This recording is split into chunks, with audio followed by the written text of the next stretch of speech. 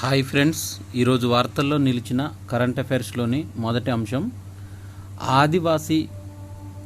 ఆదిలాబాద్ జిల్లాలోని ఆదివాసీ ప్రాంతానికి చెందిన ఒక ఉపాధ్యాయుడు గోండు భాషలో మహాభారతాన్ని రాసి వార్తల్లో నిలిచాడు. ఆదిలాబాద్ జిల్లా మావల మండలం వాఘాపూర్ గ్రామానికి చెందిన తొడసం కైలాస్ ఇంద్రవెల్లి మండలం గౌరాపూర్ ప్రభుత్వ ప్రాథమికోన్నత పాఠశాలలో ఉపాధ్యాయుడిగా పనిచేస్తున్నాడు. మహాభారతంలోని కథలను చిన్నతనంలో తల్లిదండ్రుల నుంచి విని వీధి నాటకాలు, టీవీలలో చూసిన కైలాస్ స్ఫూర్తి పొందాడు. రామకృష్ణ మఠం వారు 5 సంపుటాల్లో వెలువరించిన బాలల మహాభారతాన్ని కరోనా సమయంలో తన మాతృభాష గోండులోకి అనువదించాడు. పిల్లలు, యువతలో మంచి ఆలోచనలు కలిగించడానికి సద్విచార్ పేరిట మరొక పుస్తకం రాశారు. విద్యార్థుల్లో నైతిక విలువలు పెంచడానికి, ప్రజలకు వార్తలకు అందించడానికి గోండు భాషలో ఒక యూట్యూబ్ ఛానల్ నడుపుతున్నాడు. మహాభారతంపై గిరిజనుల్లో అమిత ఆసక్తి ఉన్న చదువుకోవడానికి భాషాపరమైన ఇబ్బందులు పడుతున్నట్లు గుర్తించాడు. దాంతో 3 నెలల కిందట ఆ గ్రంథాన్ని గోండు భాషలోకి తెలుగు లిపిలో అనువదించారు. జూన్లో 18 పర్వాలతో 272 పేజీల పండోక్న మహాభారత్ కథ పేరిట విజయవంతంగా పూర్తి చేశారు. ఆదిలాబాద్ జడ్పీ సమావేశ మందిరంలో నేడు ప్రముఖులు, ప్రజాప్రతినిధుల చేతి మీదుగా ఆ పుస్తకాన్ని ఆవిష్కరిస్తున్నారు. ఒడిశాలోని పూరి జగన్నాథుని విశ్వప్రసిద్ధ రథయాత్ర అనేది ప్రారంభమైంది. జగన్నాథ, బలభద్ర, సుభద్రలు శ్రీక్షేత్రంలోని రత్న సింహాసనం మీద యాత్రగా పెంచిన తల్లి గుండించాదేవి మందిరానికి చేరుకోనున్నారు.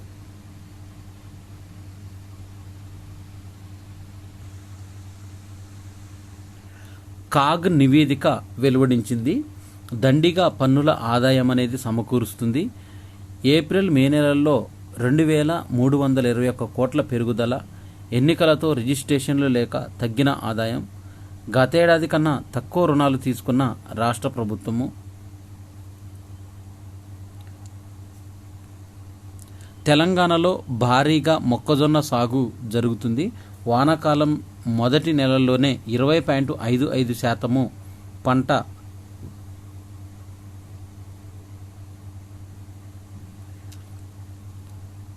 జొన్న సాగవుతున్న తరుణంలో రాష్ట్రానికి లక్ష్యానికి మించి మొక్కజొన్న రావడం, ఇథనాలు, కోళ్ల పెంపకం, ఆహార శుద్ధి పరిశ్రమల నుంచి మంచి డిమాండ్ ఏర్పడటంతో రైతులు ఈ మొక్కజొన్న పంటపైన మొగ్గు చూపుతున్నారు. ఉబకాయ నిర్ధారణకు బిఎంఐ ఎత్తు బరువు నిష్పత్తి సూచిని బిఎంఐ అని అంటారు. దీనికి సంబంధించి ఒక వ్యక్తి శరీరం అంతా కొవ్వు ఎంత మేర వ్యాపించి ఉన్నదని, కీలకమేదని చెప్పారు. ఉబకాయాన్ని నియంత్రించడానికి కొన్ని కార్యాచరణకు European association for the study of obesity పరిశోధకులు దీన్ని సూచించారు. వాతావరణంలో సాధారణంగా కనిపించే విషతుల్య పదార్థాలు, టాక్సిన్లతో నిరాశవాదము, రోజువారీ కార్యక్రమాలపైన పెద్దగా ఆసక్తి లేకపోవడం కుంగుబాటు లక్షణాలు ఉత్పన్నం కావచ్చని అమెరికాలో నిర్వహించిన ఒక అధ్యయనంలో తేలింది. ఇరాన్లో సంస్కరణలవాది గెలుపొందాడు. మసౌద్ పెజెష్కియాన్కు పట్టం కట్టిన జనం ఇస్లామిస్టు జలీలీ ఓటమి పాలయ్యారు.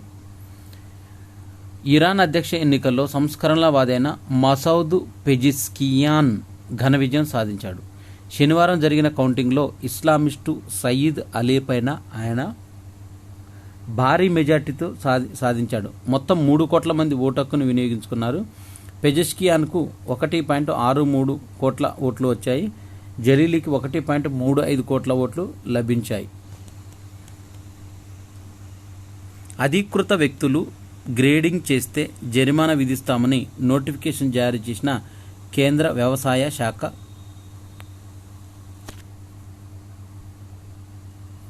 కేరళలో మెదడును తినే అమీబా, దీని పేరు అమీబిక్ మెనింజో ఎన్సెఫలైటిస్ కేసు మరొకటి బయటపడింది.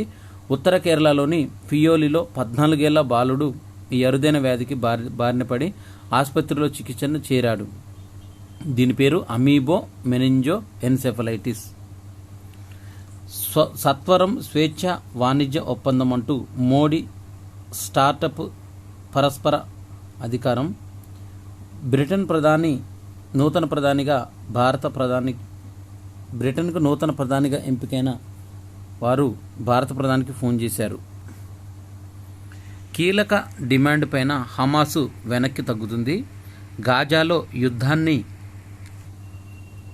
ఇజ్రాయేల్ శాశ్వతంగా ముగిస్తేనే కాల్పుల విరమణ ఒప్పందాన్ని అంగీకరిస్తామని చెప్తున్నారు.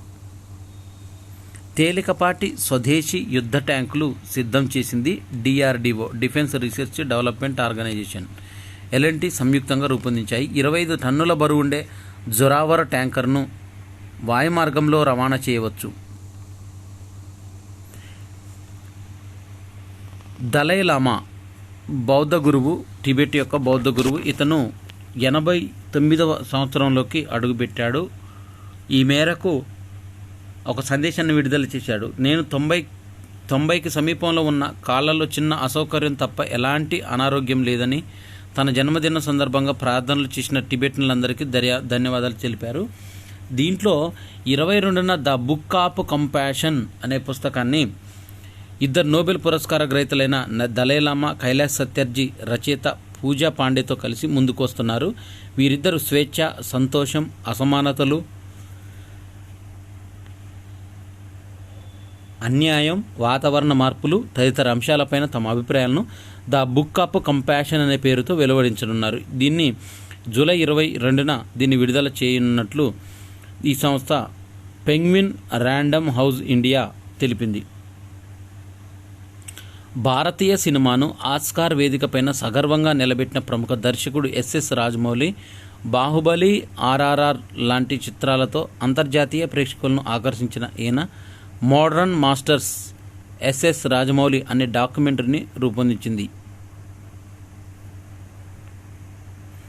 నెట్ఫ్లిక్స్ సంస్థ అనుపమ చోప్రా సమర్పణలో రాఘవ్ ఖన్నా దీన్ని రూపొందించారు. Applause entertainment, film companion studios సంయుక్తంగా నిర్మించాయి.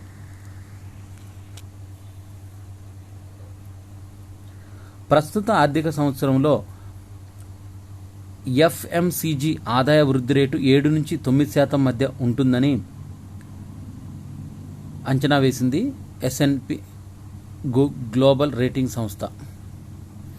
భారత స్థిరాస్తిలోకి 25,700 కోట్ల పెట్టుబడులు రానున్నాయి.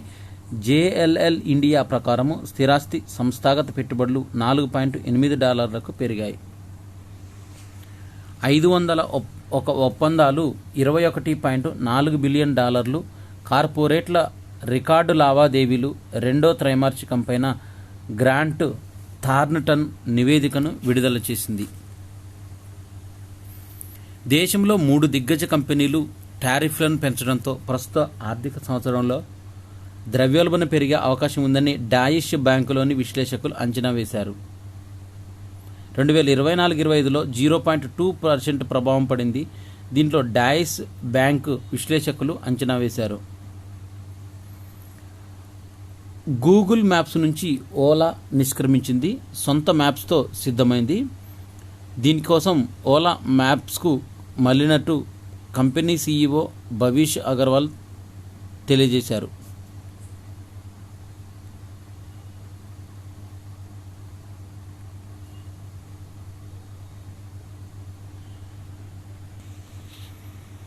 ఇక స్పోర్ట్స్కు సంబంధించిన current affairs. Grand prix wrestling ఛాంపియన్షిప్లో భారత స్టార్ వినేష్ పొగాట్ సత్తా చాటింది.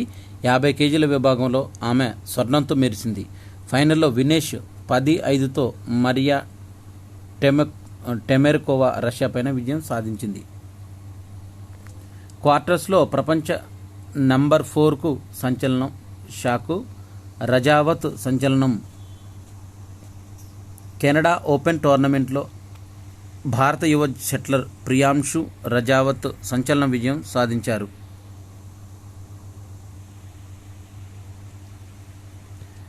ఇవి జూలై 7, 2024కు సంబంధించిన కరెంట్ అఫైర్సు. ఈ వీడియో నచ్చినట్టయితే లైక్ చేయండి, షేర్ చేయండి, కామెంట్ చేయండి. నా ఛానల్ సబ్స్క్రైబ్ చేసుకోవడం ద్వారా నేను ఇప్పుడు చెప్పిన వీడియో క్లిప్స్ అన్నీ కూడా మీకు కమ్యూనిటీలో అందుబాటులో ఉంటాయి. ప్రతి ఒక్కళ్ళు చూడగలరు. Thanks for watching.